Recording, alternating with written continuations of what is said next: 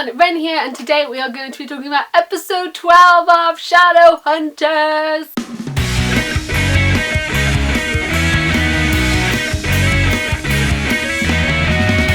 So, you guys know me well enough to know that when I first read the title names of each episode, way before I'd even seen the series, episode 12 was my most anticipated because the episode was entitled MALEC, as in Magnus and Alec. Magnus is my favourite character, Alec is a pretty close second. I absolutely love them. Their relationship is so important and good and means a lot to me, and they mean a lot to me. They affected my life quite a bit, so obviously them being my favourite pairing and some of my favourite characters in the history of every character that I've ever read about ever, I wanted them to do this well. Yeah. I don't think they did it badly, I just had a couple of issues with the way that the episode went. The episode was not awful, there were definitely episodes that were a lot worse than this one, but this episode was not 10 out of 10 fantastic. It still had some errors, it still had some things that needed to be worked on, but it was not awful. That's pretty much the end of the non-spoilery things. We know by now that I'm going to go into detail with these videos. If you haven't seen the episode or if you don't want to be spoiled, then do not continue watching, but for everybody that has, hello! Okay, so I have written so many notes on this. I'm gonna try and talk about them in order and not jump straight into the main event. First scenes, you know, we saw Isabel, they're preparing for the wedding and they're trying to pick things out, and it felt like things were going back to normal. Isabel was back, she said their parents were coming back, and the institute seemed to be being run again and actually being run by the Lightwoods, and I liked that and I thought that that was good, and it was nice to see Izzy back and not surrounded by that whole pointless trial situation. And then we had Alec go to Magnus's house. Magnus texts him and says, I need to talk to you, and Alec shows up at the loft, and it just didn't feel right to me. It felt like when Alec went to go and ask about him being Isabel's lawyer, and the things that Magnus was saying were just kind of uncomfortable.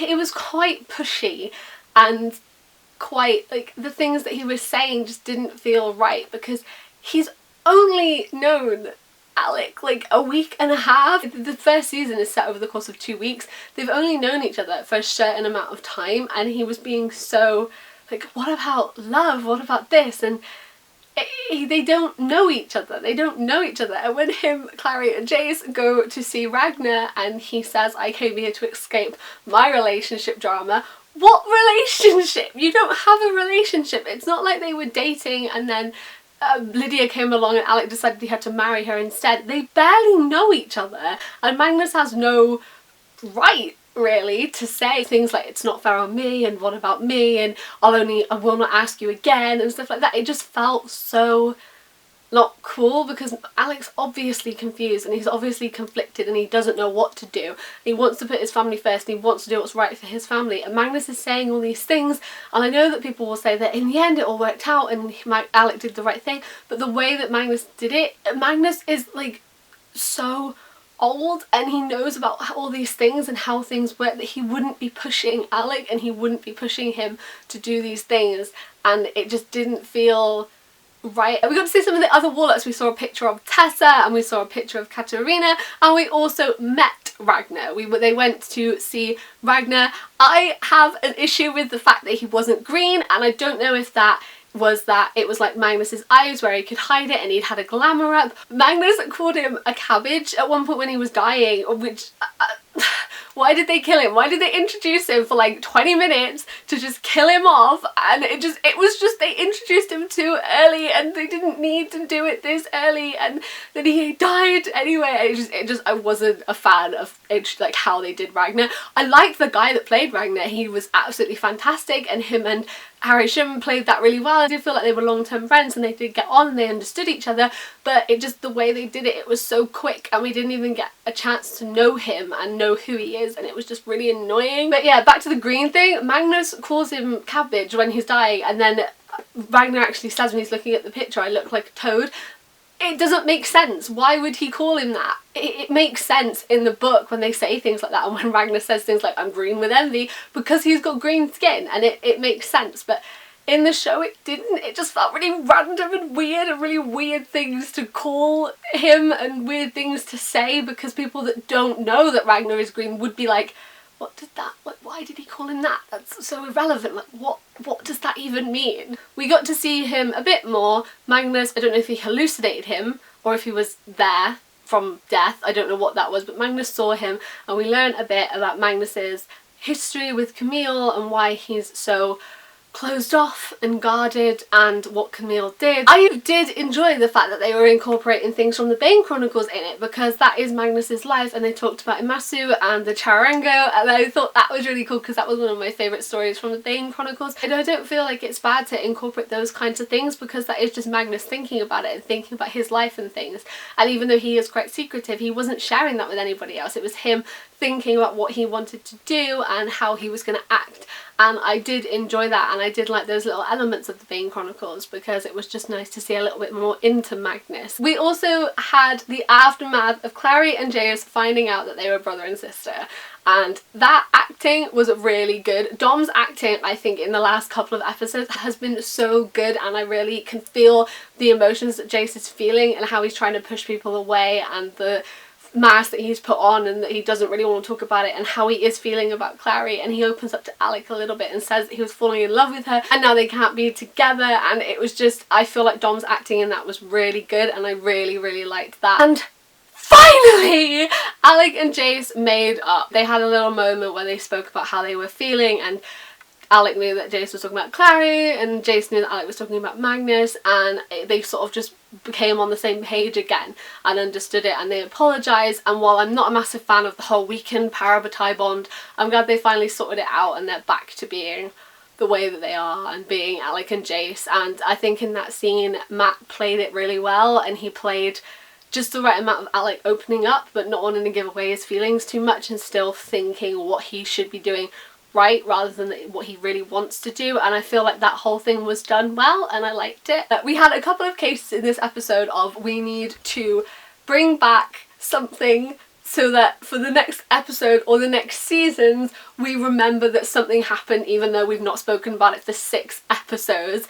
We had Isabel come and interact with Simon, and Simon got a little bit flustered around her, and she came to ask him about bachelor parties, which I thought was really random. It didn't even last very long, and it just felt like it was just to show us, look, Simon and Isabel are interacting, that means that something's going to happen in season 2 between Simon and Isabel. Look, they know each other, this is how they act on each other, and it just didn't feel right. I also feel like that's the case with the whole Clary Simon thing, when Clary was saying, come and be my date to the wedding, and it just felt like they were trying to set up Clary and Simon for season 2, and the look that he gave Jace when he hugged her. I just thought, like, for the past couple of episodes they haven't even been in scenes together, because Simon's been off doing his own thing, Clary's been off doing her own thing, and suddenly they just like love each other again. It just feels like they're trying to force things so that we remember, oh yeah, that's the thing, because it's going to be relevant again soon, and they can't do that. It's not consistent. They need to have this consistent flow of what the characters are feeling and thinking and what's going on in the characters' lives for this to be able to work.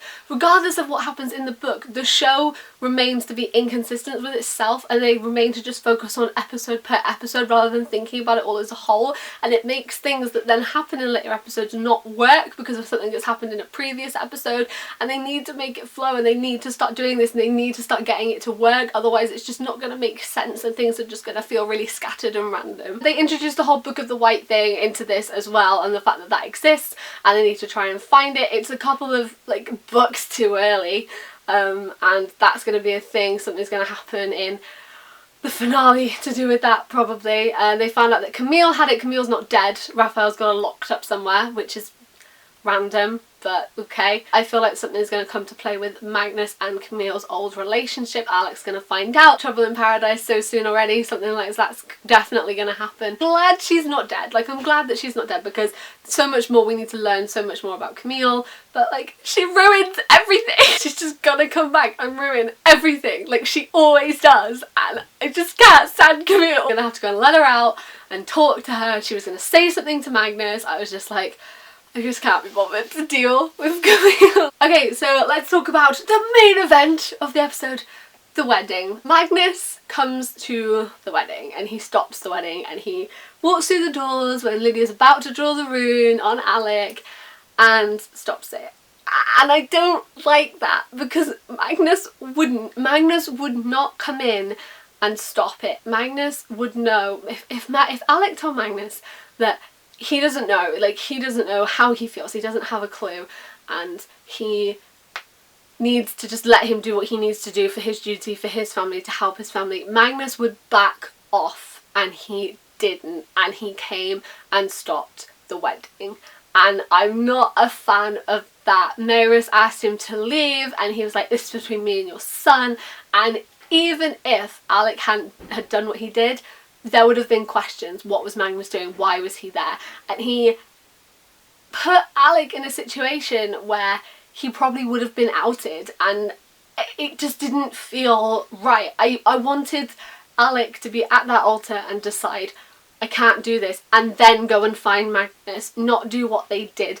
I know that in City of Glass they kiss in front of everyone, but that's long after they've established a relationship and they've established feelings for each other and they've established that this is what they want to do, this is who they want to be with. This is so new. They barely know each other, and Alec was right when he said, do you expect me to risk my life for you? Anyway, Magnus shows up, Alec is like, I can't breathe.